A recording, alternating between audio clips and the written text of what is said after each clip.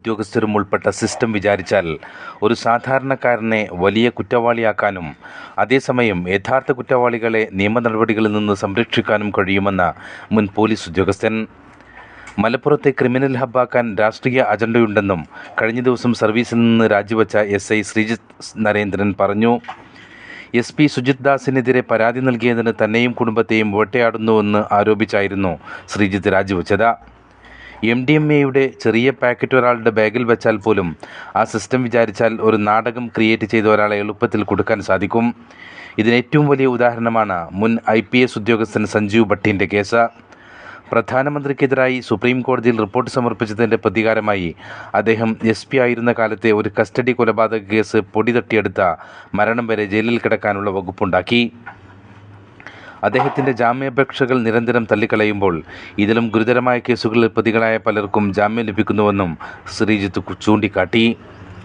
താഴെത്തട്ടുള്ളവർക്ക് നീതി ലഭിക്കുന്നതിൽ സിസ്റ്റം കാണിക്കുന്ന വിവേചനം അദ്ദേഹം സ്വന്തം അനുഭവം വഴി വിവരിച്ചു.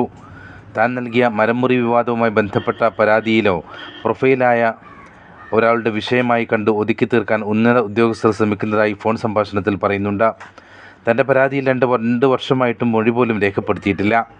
കൂടാതെ പത്തനംതിട്ടയിൽ ഒരു പോക്സോ കേസിൽ അതിജീവിത നീതിക്കായി SP ഓഫീസ് ഉൾപ്പെട്ട പലയിടത്തും കയറിയിറങ്ങേണ്ടി വന്ന അവസ്ഥയും അദ്ദേഹം ചൂണ്ടിക്കാട്ടി.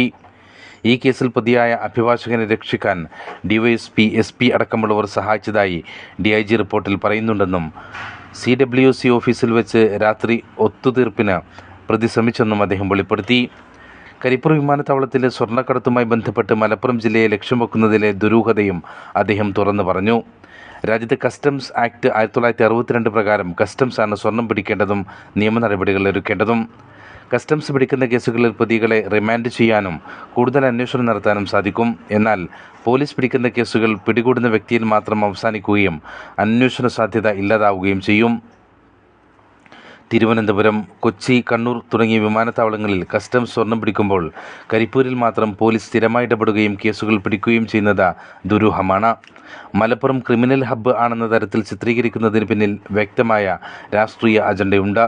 കരിപ്പൂർ വഴി വരുന്ന സ്വർണം രാജ്യദ്രോഹ പ്രവർത്തനങ്ങൾക്ക് ഉപയോഗിക്കുന്നു എന്ന തരത്തിൽ മുഖ്യമന്ത്രിയുടെ മുൻപ് വന്ന പ്രസ്താവന ഈ പ്രദേശത്തെ ജനങ്ങളെയാകെ സംശയത്തിൻ്റെ നിഴലിൽ നിർത്താൻ കാരണമായെന്നും ശ്രീജിത്ത് കുറ്റപ്പെടുത്തി.